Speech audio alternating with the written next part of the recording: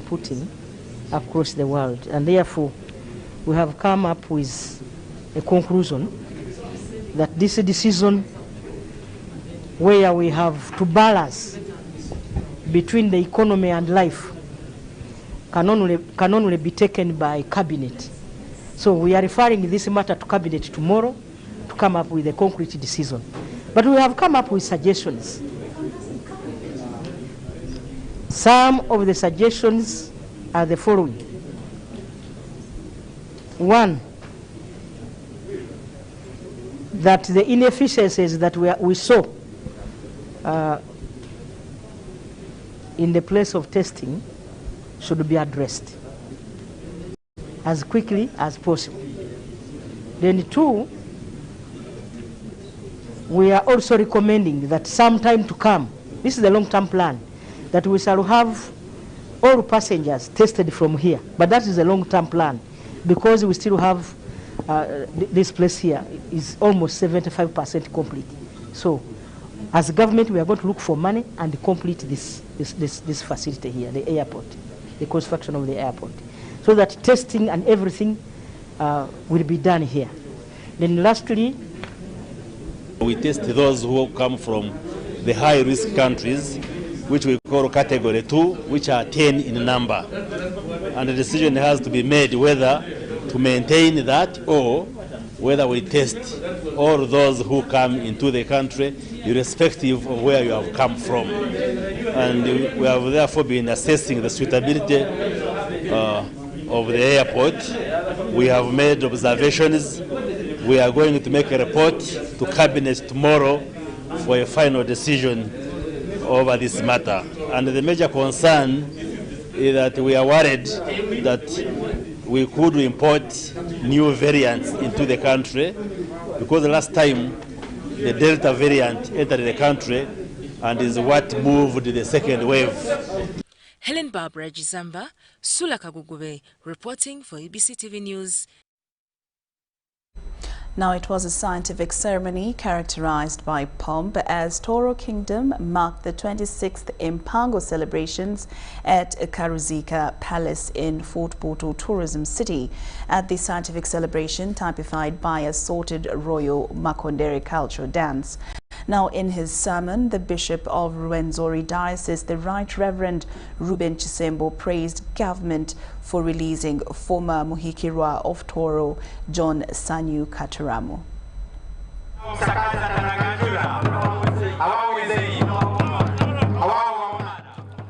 It is party after party as Toro Kingdom marks its Mpango celebrations at Karuzika Palace in Fort Portal Tourism City.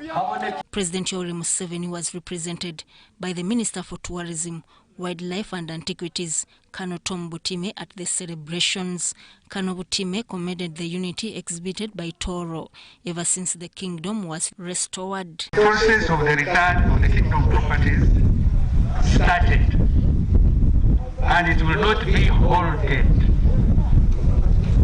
and it will go on until there has been a logical conclusion to the return of those properties.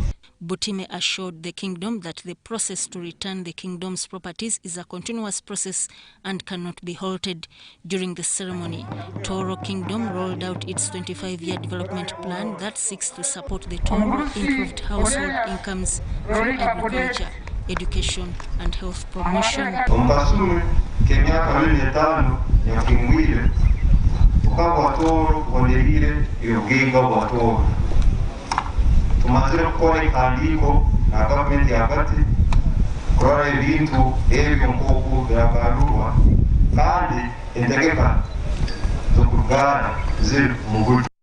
The 26th coronation anniversary attracted government officials, the Loyal Fraternity, and non-government organizations luminaries from within and outside the kingdom. The celebrations were held under the theme Promotion of Culture and Tourism for Local Development. The business tycoon Haji Ibrahim Chibirige Mwanga, popularly known as BMK, has been laid to rest at Salam Muslim Cemetery in Nkowe. There was an outpouring of emotions and tributes as Haji Ibrahim Mwanga Chibirige, who many affectionately called BMK, was laid to rest under relatively strict observance of standard operating procedures amid COVID-19 pandemic. Hundreds of mourners gathered at the cemetery, donated to the Muslim community by the late businessman himself.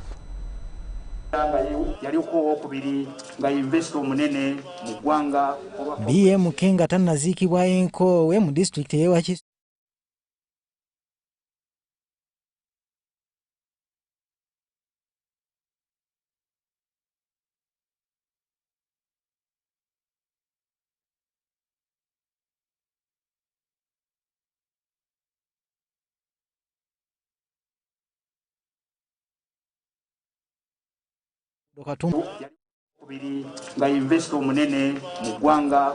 President Yoweri Museveni has paid tribute to the late Haj Ibrahim Mwanga Chibirige, describing him as one of the finest businessmen to have ever walked Ugandan path. In a speech read for him by Works Minister General Katumba Wamala, President Museveni said BMK was a great entrepreneur and innovative businessman. Allahu Akbar.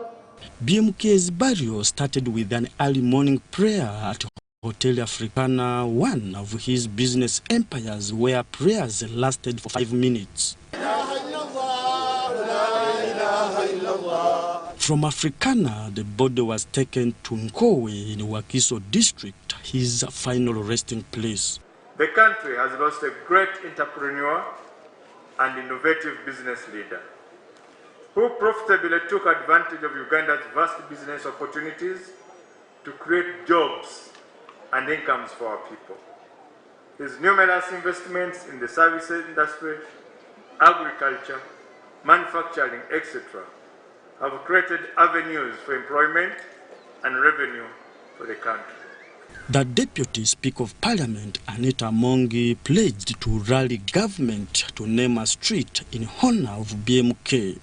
As we agreed that we should not kill the name BMK, instead of having streets in the name of William, people we don't know, we should pass a motion and have...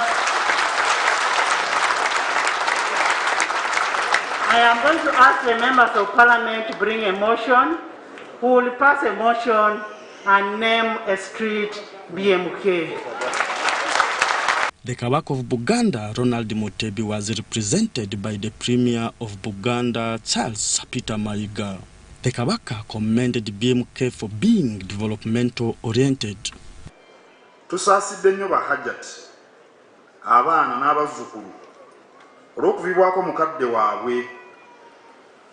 Mu ngeri y'emu tusaasidde omutaka Kasujja n'ekika ky'Engeye kyonna olw'okufiirwa omuzzukulu. Tubeegattako okukungubagira omuntu abaddewo omugaso eri ensi n'eggwanga lye. Twamanyisibwa ku bulwadde obutawanyiza omugenzi okumala ekisa. The business communities say BMK was the main brain behind the rapid growth of hotel and tourism sector in Uganda. Dr. BMK has been the rock on which Uganda Hotel stands, thanks to his steadfastness and support, and we have managed to implement and realize his vision to make our association the most powerful trade association in Uganda's tourism industry today. Dr. BMK will forever be remembered for his passion for the hospitality industry. He made the youth employment a priority across his Hotel Africana franchise in Kampala, Moroto, and Zambia. Business tycoon Haj Ibrahim Chibirige Mwanga owns several businesses in hotel sector, real estate, motorcycle business, schools and farming, not only in Uganda but in other parts of Africa, especially in Tanzania, Rwanda, Kenya, Zambia and South Sudan. He died on Friday and was buried on this Sunday at about 4 p.m. in Nkowe, Wakiso district. Philip Aguta, UBC News in Wakiso. Thank you, Philip Aguta. Now, the mood in Jinja is high ahead of the Chabazinga's coronation anniversary slated for tomorrow, Monday. All roads leading to the palace have been culturally designed to fit the traditional norms.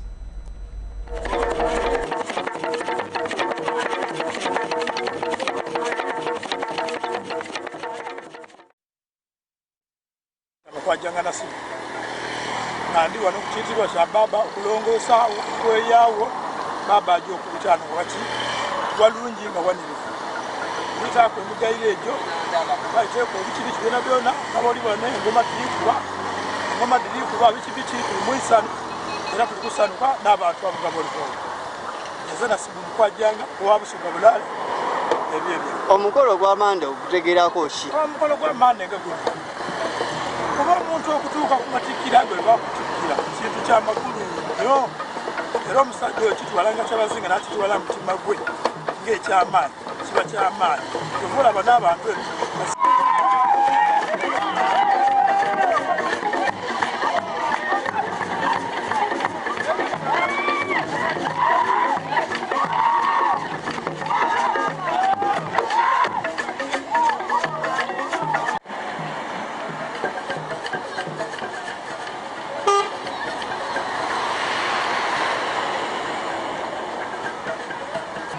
okusanduka nga ife abasoga era yebunazibira teruwumulemu kuko olunaku olwaleero kusaawa 12 tutandikire naawo olunaku olwa Sande then olunaku olwa Balaza ekyo kiweemu niise abantu isaife nga tutendereza obwa Kyabazinga obwaife nga ife abasoga olunaku olwa Balaza kiweemu ndaalika ukungu ntabona buli kibibu kyakikuma kuyena olunaku olwaido olwaleero paka olunaku olwa Balaza mufeeyo mukungaanire bonna yebukyebakamerera ku nga ife abasoga tusegese amakina agaife nga ife abasoga yazi yange etabyemu nga tukulongoosa ebitiibwa bino byonna tujja butuyeeya okulongoosa tubako emigayo olw'ekitiibwa kya Busoga kibe nga kiri waigulu ino. Yes, sir. Well, high gear preparation right there. Now moving on, Kabale Diocese has hailed the government of Uganda for its continued support towards community and church developmental efforts. Now this was at a fundraising ceremony for the construction of Kichumbi Catholic Parish in Kabale District. The State Minister for Industry, Trade and Cooperatives, David Bahati, was the chief fundraiser.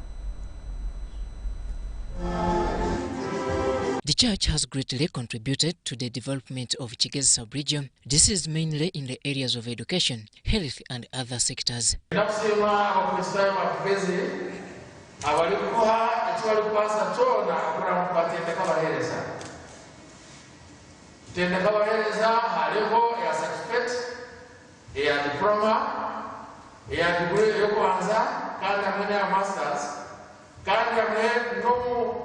Areas as development, as education, nezindi okutukuwa tukulera batugende kutekanisa.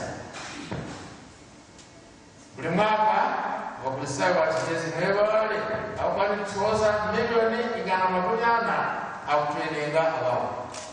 This was disclosed during a fundraising drive for the construction of Kichumbi Catholic Church in Kamuganguzi, sub-county, Kabale district.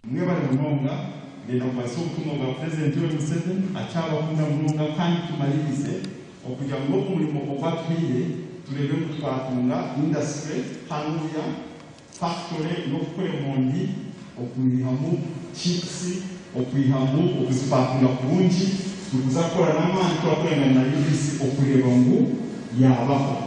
The event was graced by, among others, the State Minister for Trade, Industry and Cooperatives, David Bahati. Ngeno alivyo kupangia na injana kandi kantache n'umucyara kandi yo munya na ngeno.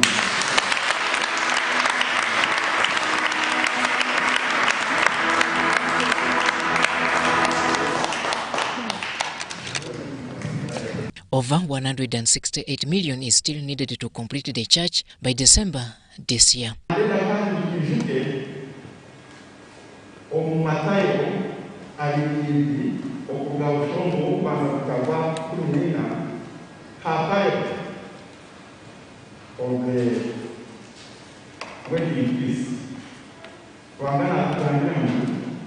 Many are called by the few are chosen.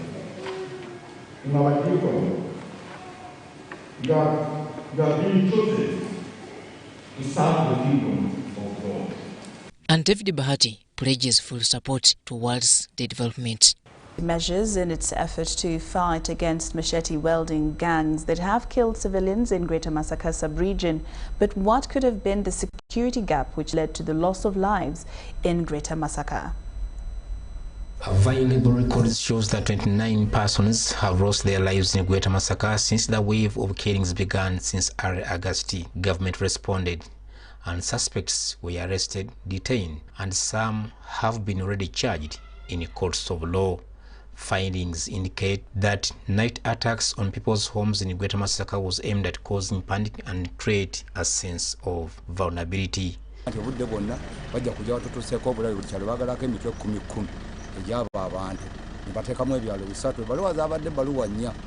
attackers, mostly targeting the elderly, hit them between 8 p.m. and 6 a.m., taking advantage of the darkness and curfew. Security is a collective responsibility, and it's a two-way traffic. It's not only one-man show, but a combination of all stakeholders, including the community and the public. An intelligence gap at village level, poor working relationship among members of the district security committees may have created insecurity in Greater Masaka. Logistical equipment, they don't have manpower, they don't have warm suits, they don't have torches, it's dark, they don't have fuel, they don't have motorcycles. So this is just one. Security has really been intensified, and we are on the ground to ensure that we protect people's life and property. Though the motive of the evil-hearted individuals cannot be traced, intelligence reports point at the enemies of peace. The NRM government, under the leadership of General Yoweri Kaguta Museveni, will not be defeated using this rudimentary strategy. Of course, we have rejuvenated a number of village security committees and vigilantes who are willing patriotically to participate in night patrols. Pang-wielding criminals could have spread fear to other parts of the country if leaders at all levels did not mobilize locals against crime. For us to go ahead with this investigation and go to its full logical conclusion, we need to get a fresh term of reference, which the executive is not mixed with the legislature, because the two, in this case at the time, one is the prey, and the other is the chase of the prey. The members of parliament and LC5 chairpersons should own the campaign against the enemy by being accessible and available to guide the electorate. The guidelines issued by government require RDCs, district chairpersons, security agencies, and local leaders to declare the vice as a public emergency and reach out to its root cause. To tell our people that while security agencies are available and while the manpower and equipment are available, they can only be effective when they are intelligence-led. And the most effective form of intelligence, the most effective source of intelligence, is the source from the people themselves. Forming vigilante groups under community policing and neighborhood watch will lead to first-hand information, enhance community policing to provide the public with tips in crime intelligence and sensitization of the masses by leaders. Local councils should engage the youth in their villages in intelligence gathering, and security should provide accessible telephone numbers 24/7 and offer swift responses. TV, radio, and social media users should join the campaign through mobilization, sensitization, and whistleblowing. Haruna Mtesasira in Greater Masaka. Now, banana farmers in western Uganda are still experiencing the problem of banana bacterial wilt that progressively causes yellowing and wilting of the leaves. Banana bacterial wilt affects the productivity of bananas because it leads to premature ripening of the plants and therefore it reduces the yields. One would be right to refer to Western Uganda as the biggest producer of bananas in Uganda. Farmers here, with the assistance of agricultural officers, have mastered the art of banana growing by following good agronomic practices. So you need to come, you teach them hands-on. If it is pruning, you demonstrate to them direct physically. You get a panga and say, I'm doing pruning, look here. You come and do it on your own. After you have demonstrated, then if it is mulching, you need to show them how best mulches can be used. 69-year-old James Bamwesije, who started banana farming in 2012, has never looked back. Bamwesije has 52 hectares of land but only utilizes 7 hectares for banana growing. I get fees for my children. I get some money to do my things. All these potters who are working here, the money I get money from this plantation. After a while, even a year, I can manage to buy a piece of land. I have managed to buy another piece of land around. I have started to make a building. I have bought a plot in a town. Apart from banana disease challenges, depending on rain-fed agriculture is also affecting banana farmers, particularly during the dry season. If I can get water, I can be very well. I can add on my income. I can control this season of dry season. I can manage to get matoke all around the year. However, the farmers are facing a problem of banana bacterial wilt and fruit peel disease that causes darkening of the banana fruit. The National Agricultural Research Organization has completed research on the genetically modified bananas that are resistant to banana bacterial wilt, but the products cannot be used by the farmers because of lack of a regulatory framework. If a law is not in place, then government doesn't provide sufficient resources for that specific area of science. You understand? So why that law was supposed to be in place was to guide government on investments, deliberate investments into biotechnology and genetic engineering research. Now the fact that the law is not there, then there is no sufficient investment. As a way of fighting household poverty, government is encouraging farmers to move away from subsistence to commercial agriculture, and preferably the 4-acre model promotes diversification in farming to limit relying on one income generating activity. Adiana Kote, UBC. The State Minister for Energy and Mineral Development in charge of energy, Syndronius Opolot Osakai, has confirmed that West Nile region will be fully connected to the national grid by September 2022. Minister Opolot, who was in company of State Minister for Northern Uganda, Honorable Freedom Kwichwin, and members of Parliament from West Nile, inspected power stations in Northern Uganda, including Karuma Dam.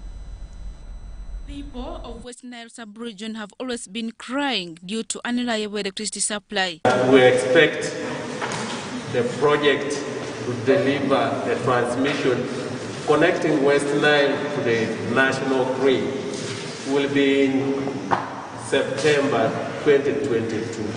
The Ministry of Energy and Mineral Development will have further discussions soon about the rural electrification program so that all villages are connected to electricity. We shall come with a program where we shall be able to tell you when the power will reach to various villages, and then I'll go back to request the colleague MPs, because they are the ones who give money,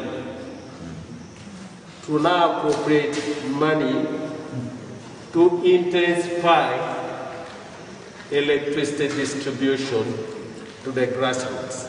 The West Nile Regional NRM Chief Whip in the Parliament, Honorable Jackson Atima, and Arua City West Division MP Geoffrey Feta stressed that the MPs from the region were bitter on the floor of Parliament when the government Chief Whip recently pronounced that all the regions in the country have been well connected to electricity.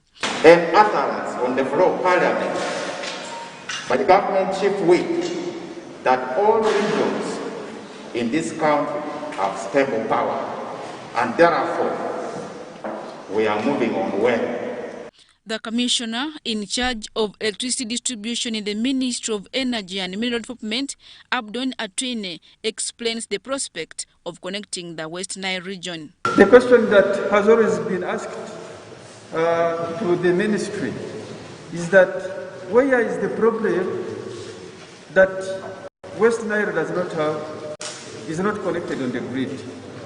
All our efforts now are to make sure that the section of the line between Rio up to Arua here is completed as soon as possible. The Arua City Mayor, Wadrisa Munyakuwa, expressed disappointment over the unreliable power that is affecting such delivery. Sometimes we wonder whether we are still part of the Belgian Congo or we are part of Uganda. Honorable Minister, when you go back, inform government that we are not happy as people of West Nile. We should not only be here used for voting, and serious investments go to other places. Currently, Wenereko is supplying less than 7 megawatts of power in West Nile region using Nyagak hydropower and generators installed by Electromax, an amount of power that is said not to be supporting industrialization in the region.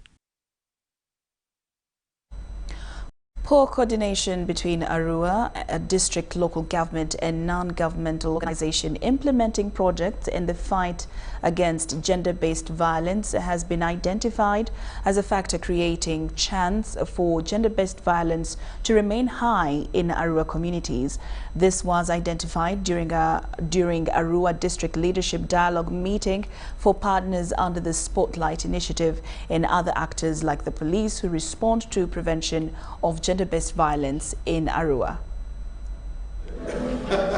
It has been discovered that many development partners working in Arua district do not share information about gender-based violence with the district, as some only act during the whistleblowing time and relax in following the case at police and court, which has led to many cases being withdrawn.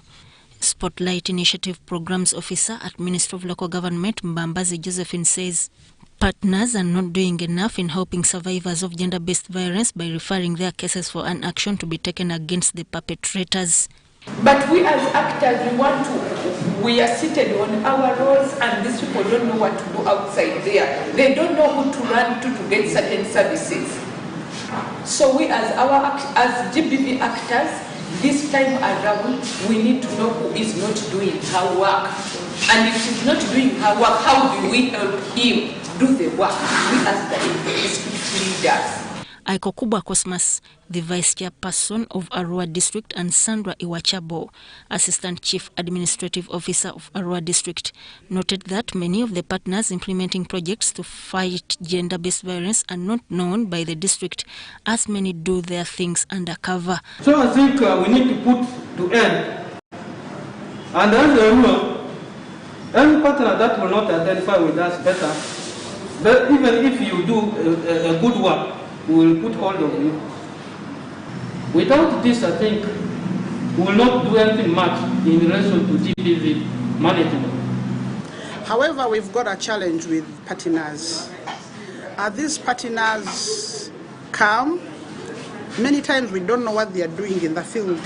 We can't comprehensively, and we have nothing to prove that they are doing some work. Most of they don't have reports. They don't involve us in monitoring, supervision, and evaluation of these activities. And even some of the partners, by the way, the sub-county leadership, do not know what they are doing. So what we are calling for today is that GBV is a big, big issue.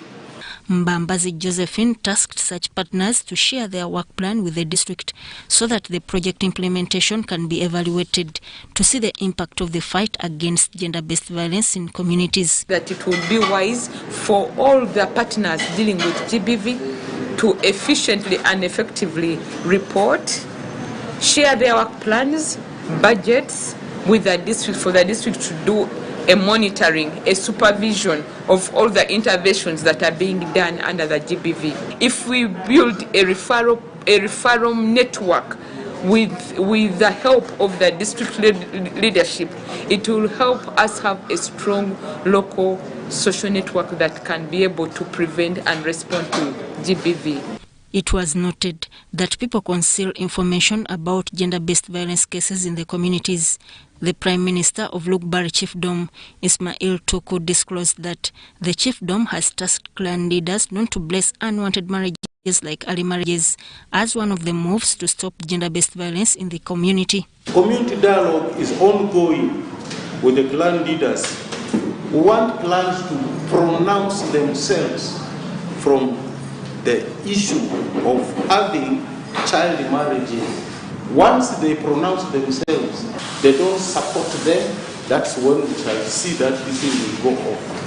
The police in charge of Child and Family Protection Unit at Arua Central Police Station called upon government to establish a reception center in Arua so as to provide space for survivors of gender-based violence, as many do not open up when mixed with other clients. All right, UBC News Tonight takes a very short break, but we'll return with more stories.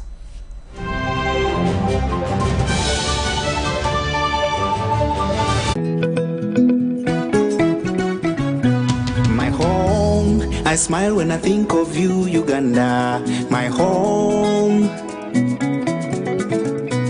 My home, I dance when I look at you, Uganda. My home, oh my Uganda. I know, with you I'll always stay forever. I know, because I feel that we belong together. My home, under the sun so bright, under the moon at night, on my heart, mommy, oh my Uganda. Hey, mama. At MTN, we look forward to starting another exciting journey together to grow our home, Uganda.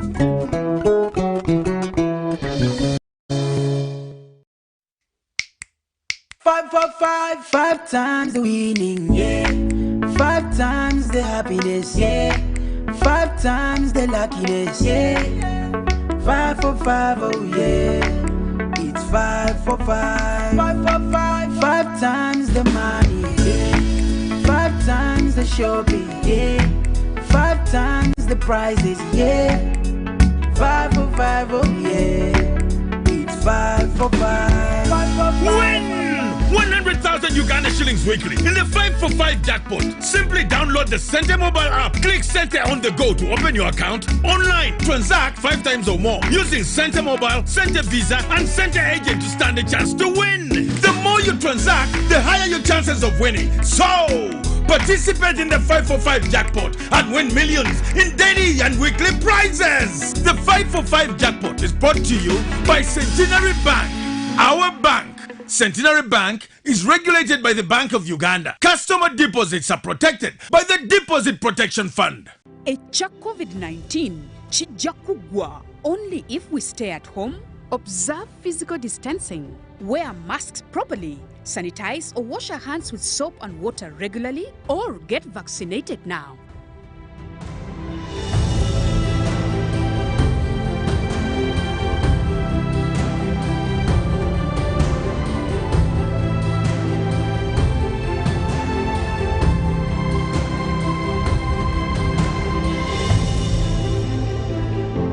Be alert. Do not share your Airtel Money PIN number with anyone. Airtel Uganda employees will never ask for your Airtel Money PIN number on call, SMS, or by email. All SIM card registrations, SIM card verifications, or SIM swaps are done at clearly branded Airtel shops and not on phone. To report any fraudulent activity, please call 100 immediately. The official calling number for Airtel promotions is 0200 100 100. Stay alert on Airtel Money. Instant, secure, borderless. Getting GoTV was the best decision James has ever made. Finding a good place to watch football was never easy, but it was costly until James discovered something big. Now he can finally enjoy the benefits of homegrown advantage with a decoder and 1 month of GoTV value. For just 25,000 shillings, enjoy the world's biggest leagues and cap competitions. GoTV Uganda, love it. Be part of the launch of the new National SDG Roadmap 2021 to 2025. We can be, we must be. The generation that starts the journey of repairing the earth. It's possible. We have the roadmap for it. The global goals, a 15-year plan that includes each and every one of us with the intention of leaving no one behind. The government of Uganda, through the Office of the Prime Minister, in partnership with the United Nations in Uganda, invites you to the launch of the country's National Sustainable Development Goals Roadmap 2021 to 2025. The SDGs are the world's blueprint to achieve a better and sustainable future for all by 2030, leaving no one behind. The Right Honourable Robin Anabanja, Prime Minister of the Republic of Uganda, will preside over the launch of the roadmap on Wednesday, 15th September 2021, starting at 8:30 a.m. The launch will be telecast live on UBC television and NTV. Attendance is by invite only.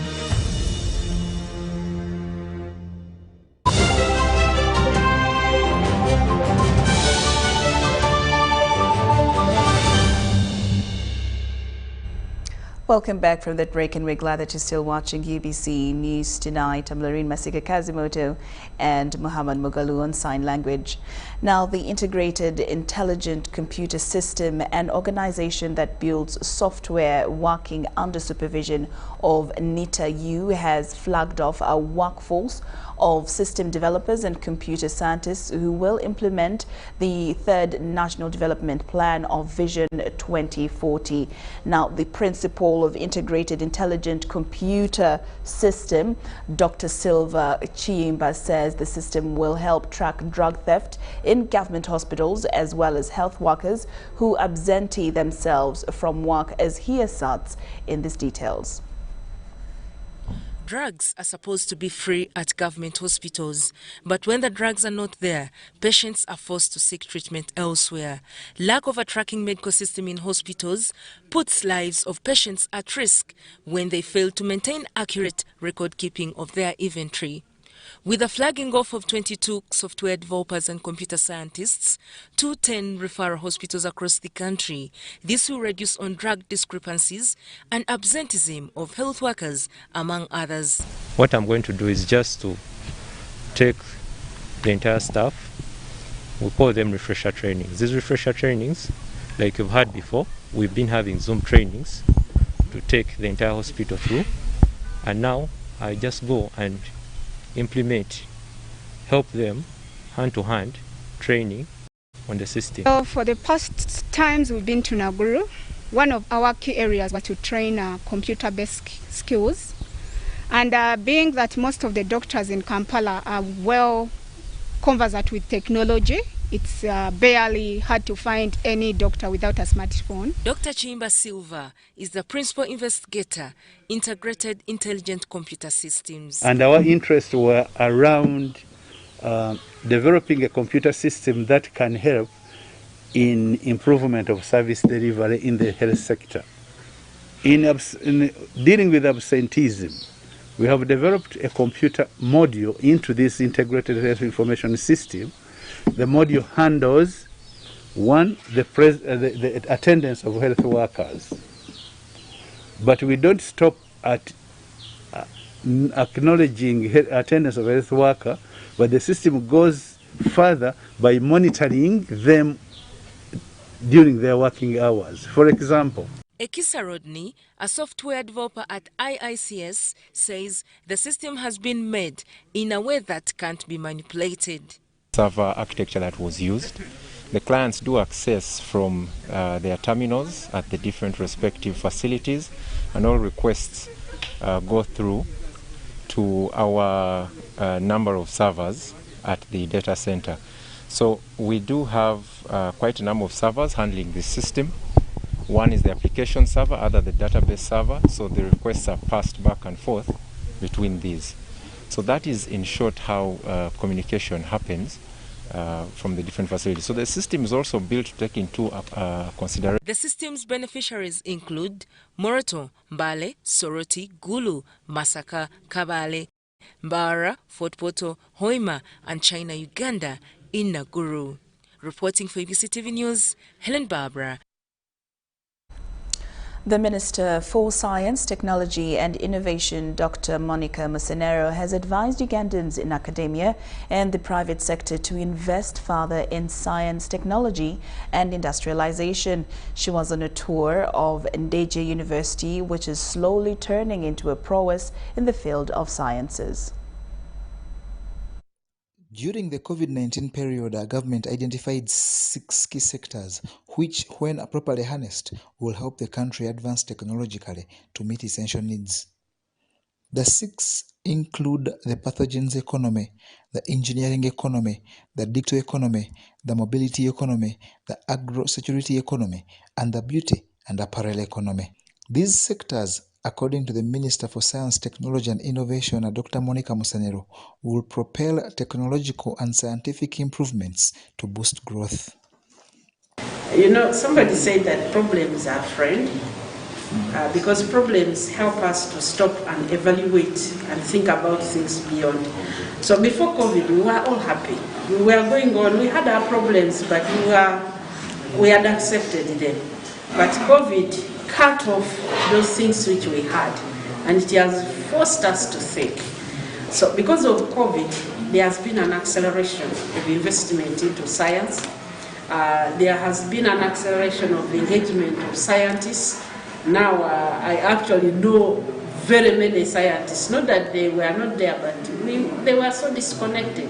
But now, because we had real problems to solve, we have come together, and there's been what now I call the African Renaissance, the rethinking.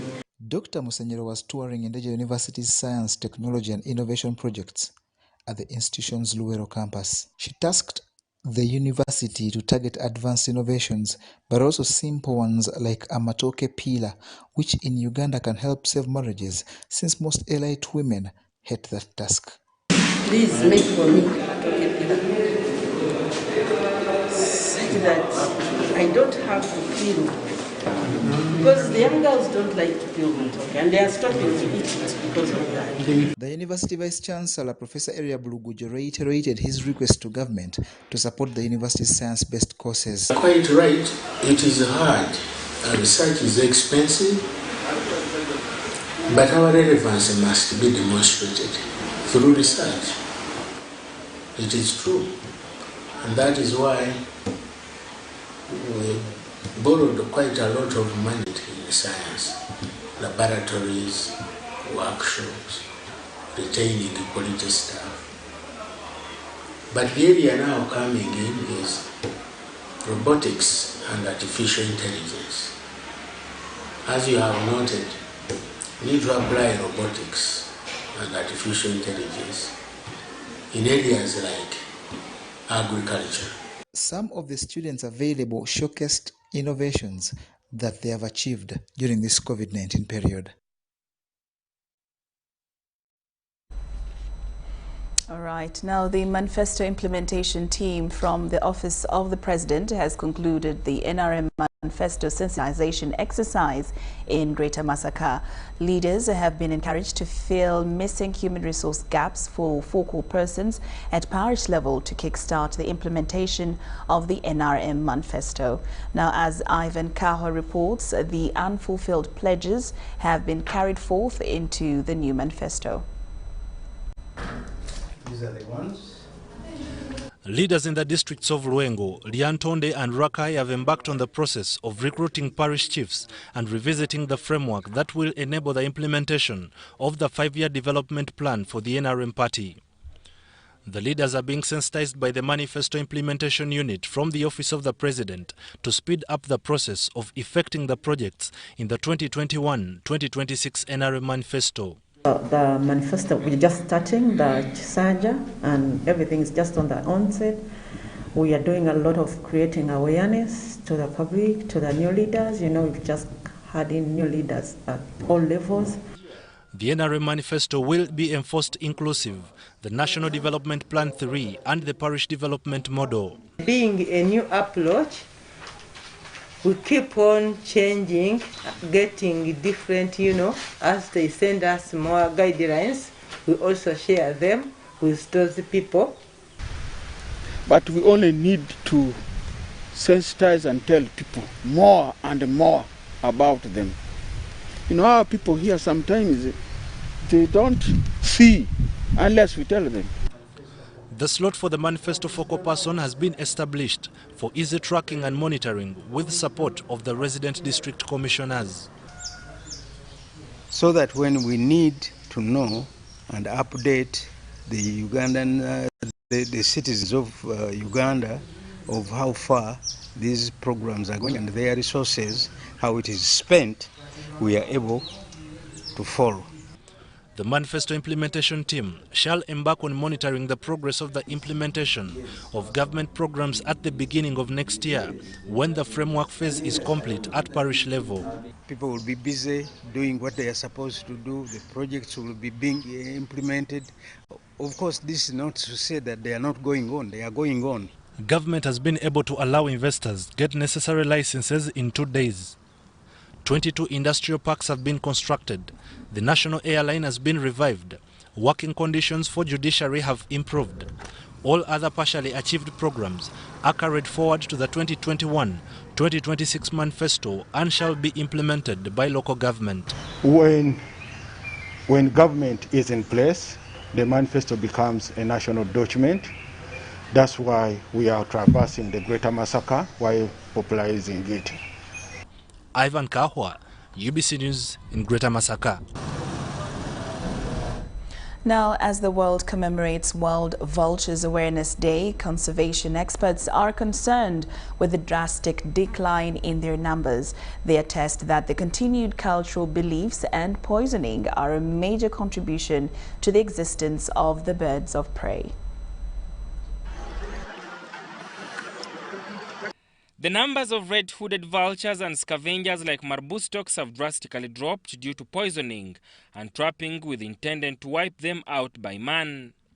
As Uganda joins the rest of the world to commemorate World Vultures Day, experts are worried that some vulture species are being exterminated following the drastic decline in numbers of vultures. In Southern Africa, the numbers are also crashing, they're also going down, but mainly because of agrochemicals, agricultural chemicals. In West Africa, the numbers are still going down, but mainly because of witchcraft and superstition.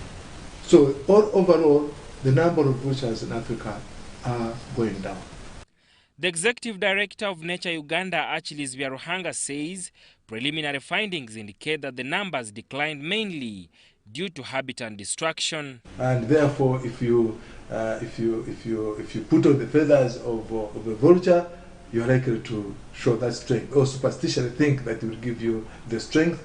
Some people have used it as and some men also use it to think that if you have a feather or a foot or a beak of the vulture, then it will be sexually strong. So because of those superstitions, the vulture numbers have crashed, have gone down.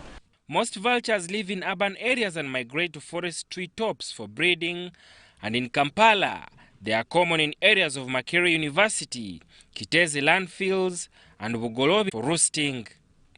In this case, we are looking at a habitat, and we realize that much as there's nothing much to eat here, but they are using this site as a roosting site. By roosting, I mean like a resting, a stay place. But of course, you realize what One would say that they are probably from feeding and then they come and roost here. Vultures play a significant role in cleaning the environment and balancing the food chain.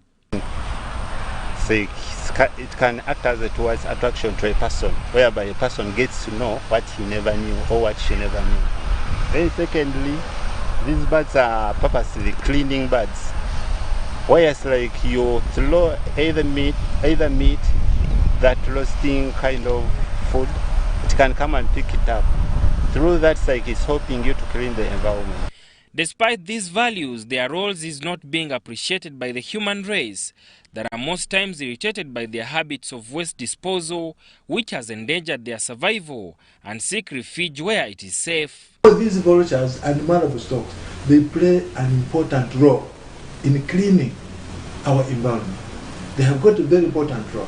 If you remove the marble stocks and vultures in Kampala city, I don't know, I don't want to predict, but chances are that something very strange in the ecosystem would come up. So we need to continue monitoring them.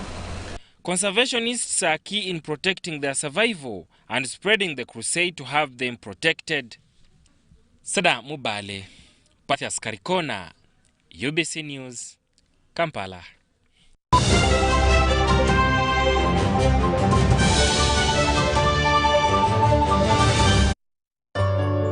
Join us virtually as we celebrate URA's 30th anniversary and annual Thanksgiving service. The event will be live on all major TV channels and on Zoom. The guest of honor will be His Excellency, the President, Yoweri Kaguta Museveni. The celebrations will take place at the Kololo Independence Grounds on the 15th of September 2021, starting at 10 a.m. Ebenezer, thus far the Lord has helped us. Lord, I am thankful for the name of Jesus, thankful for the blood that cleans us. Lord, I'm thankful for you. Each day I am thankful for the Spirit's leading, thankful that in you there's healing. Uganda Revenue Authority, developing Uganda together.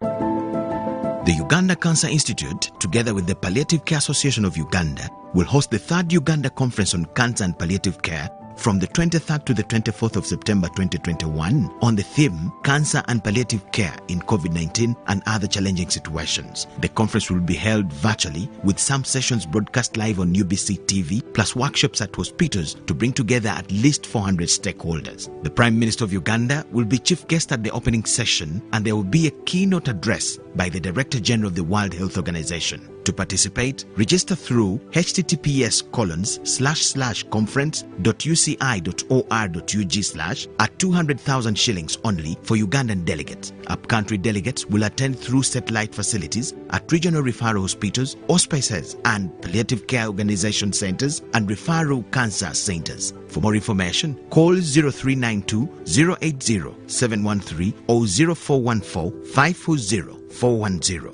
Email conference@uci.or.ug or conference@pcau.org.ug. Brought to you by Transact 5 times or more using Center Mobile, Center Visa, and Center Agent to stand a chance to win. The more you transact, the higher your chances of winning. So, participate in the 545 jackpot and win millions in daily and weekly prizes. The 545 jackpot is brought to you by Centenary Bank, our bank.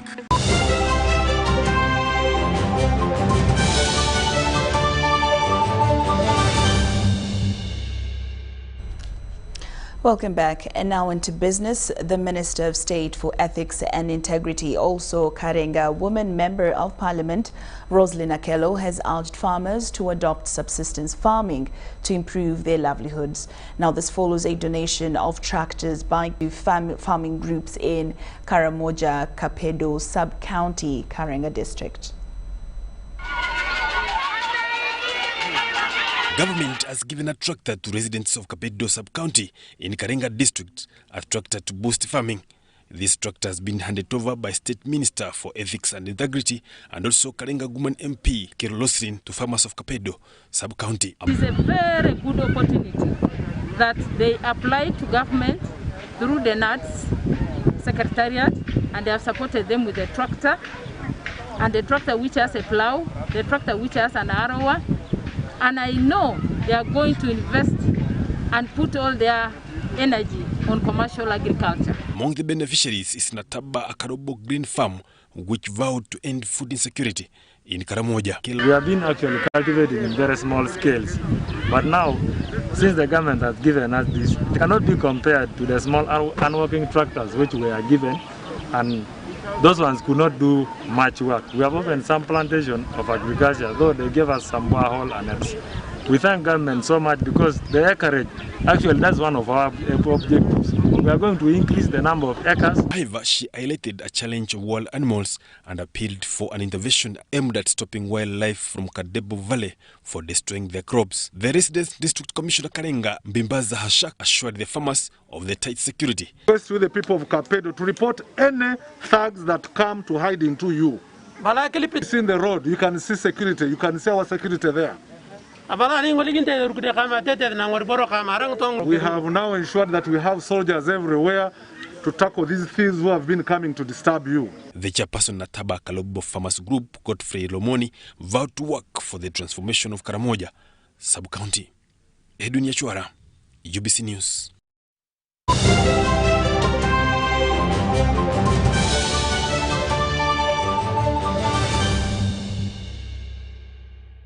And now into international news. The Prime Minister is expected to repeal some powers of the Coronavirus Act as he sets out to the government's plan for managing COVID-19 over the autumn and winter. Boris Johnson will outline the next steps in the pandemic response at a news conference next week.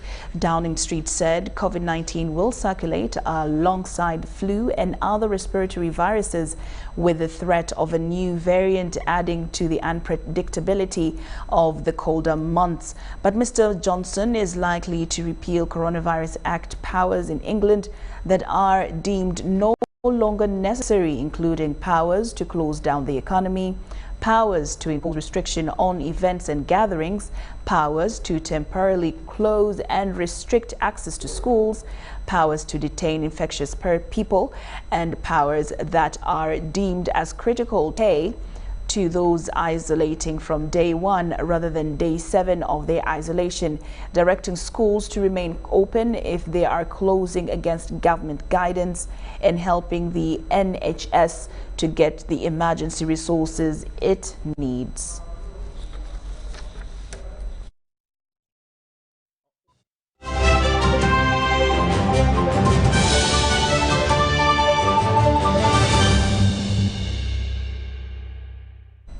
And into sports, the Crested Cranes striker Sandra Nabweteme has returned to the national team with a belief that playing at the COSAFA Women's Championship in South Africa will offer Uganda the best preparations for the African Women Cup of Nations qualifier.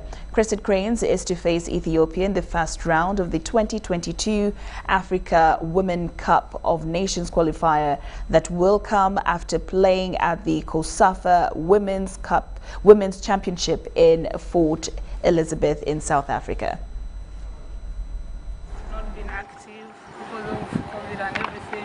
But having been given this opportunity to go prepare for AUCON, right? Yeah, to prepare for AUCON, to first go have a build-up tournament. It's a good. The target is to do better than how we did last time. The goal should be winning the tournament and then go play Ethiopia in the AUCON qualifiers and see that we qualify for that. UBC News Tonight has come to an end, but I want to thank you so much for your company this lovely evening. Do enjoy the rest of this new week, and also don't forget to maintain all the necessary standard operating procedures, and also remember to keep safe.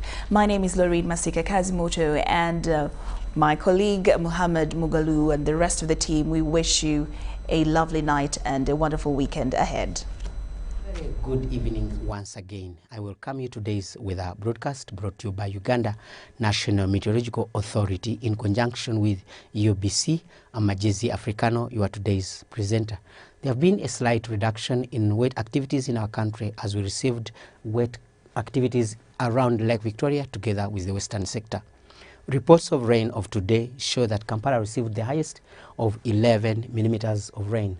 Lira was 7.4, Masindi 6.9, and Jinja was 2.2 millimeters. A satellite picture shows that the Congo air mass together with the Indian Ocean are causing the generation of the wetness that is causing the rains received in our country. Tomorrow in the morning, we expect a chance of rain around the Lake Victoria, but the rest of the country is expected to have cloudy conditions. In the afternoon, we expect a change. The western together with the Lake Victoria rain is expected to have thundering conditions, but eastern and western is expected to have light rains. And in the northern sector, we expect cloudy conditions. Temperatures are expected to rise as high as 28 degrees in the north, but around our city center we expect 27 degrees Celsius. Elsewhere around the globe, we expect cloudy conditions in Nairobi and Cape Town, but Dubai, Paris, and Cairo is expected to have sunny conditions. Thank you for being with us. Stay tuned.